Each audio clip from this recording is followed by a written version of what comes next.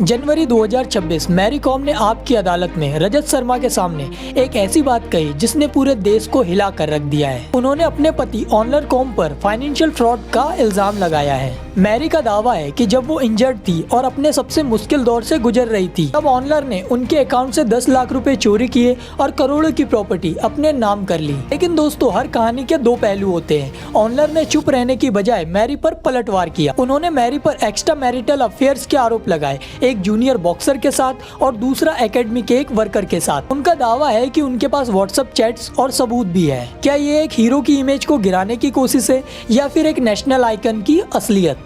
ऑनलर ने सिर्फ एक नहीं बल्कि 2 अलग अलग दौर के अफेयर्स का जिक्र किया है। ऑनलर का कहना है कि जब मैरी अपने पीक पर थी, लंदन ओलंपिक 2012 के बाद, तब उनका रिश्ता एक जूनियर बॉक्सर के साथ जुड़ गया था।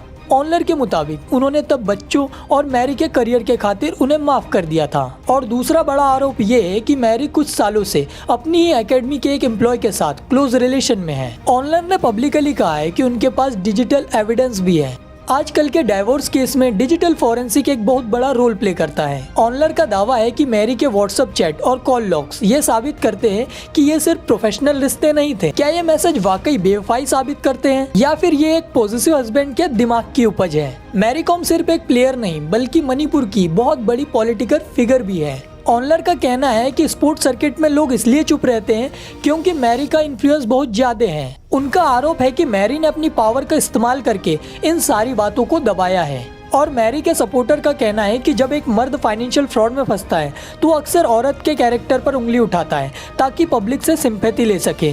इसे गैस लाइटिंग कहते हैं, जहाँ एक इंसान दूसरे इंसान को इतना मेंटली टॉर्चर करता है कि वो खुद को ही गलत समझने लगे। क्या ऑनलर ये सब इसलिए कर रहे हैं कि मैरी एलिमनी या प्रॉपर्टी में एक बड़ा हिस्सा दे दे? दोस्तों, एक्स्ट्रा मैरिटल अफेयर्स के आरोप लगाना किसी भी सेलिब्रिटी के लिए करियर एंडिंग हो सकता है। ऑनलर ने 2 स्पेसिफिक सालों का जिक्र किया है, 2013 और 2017। लेकिन यहाँ एक बड़ा सवाल है कि 2013 में अफेयर था तो ऑनलर 2026 तक चुप क्यों रहे? क्या वो वाकई एक सैक्रिफाइसिंग हस्बैंड थे जो घर बचाना चाहते थे, या फिर वो एक सही वक्त का इंतजार कर रहे थे?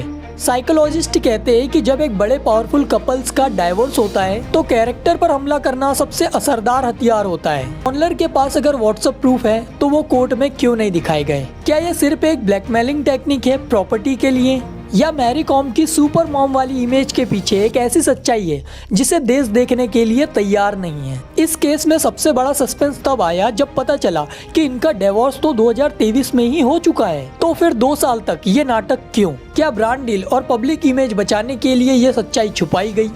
यहाँ एंट्री होती है एक ऐसी चीज की जो इंडियन सोसाइटी में शर्म मानी जाती है। ऑनलर का कहना है कि उन्होंने मैरी के लिए अपना यूपीएससी का सपना और फुटबॉल कैरियर सैक्रिफाइस किया ताकि वो बच्चों को संभाल सके। उनका इल्जाम है कि मैरी ने आज तक उन्हें एक नौकर या कुक से ज्यादा कुछ समझा ही नहीं। तो सोचने वाली बात है कि अगर ऑनलर के साथ गलत हुआ है तो क्या उन्हें एलिमनी मिलनी चाहिए? लोग कहेंगे एक मर्द होकर औरत से पैसे मांगेगा, लेकिन दोस्तों यहाँ काम आता है इंडियन लॉ सेक्शन 24 जो कहता है कि किसी भी पार्टनर हस्बैंड या वाइफ के पास इनकम सोर्स नहीं है तो वो कोर्ट प्रोसीडिंग के दौरान अपना खर्चा मांग सकता है। सेक्शन 25 ये लॉ जेंडर न्यूट्रल है।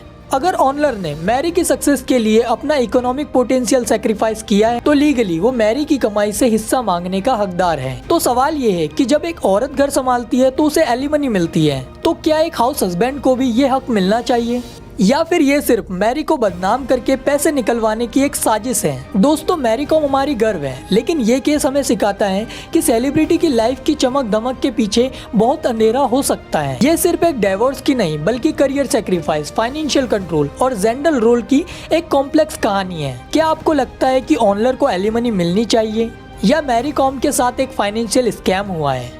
कमेंट में अपनी राय जरूर बताएं और याद रखिए, हर वो चीज जो बायोपिक में दिखाई जाती है वो पूरा सच नहीं होती। वीडियो अगर अच्छी लगी हो तो वीडियो को लाइक कीजिए, चैनल को सब्सक्राइब कीजिए और अपने दोस्तों के साथ भी शेयर कीजिए। धन्यवाद, मिलते हैं अगली वीडियो में।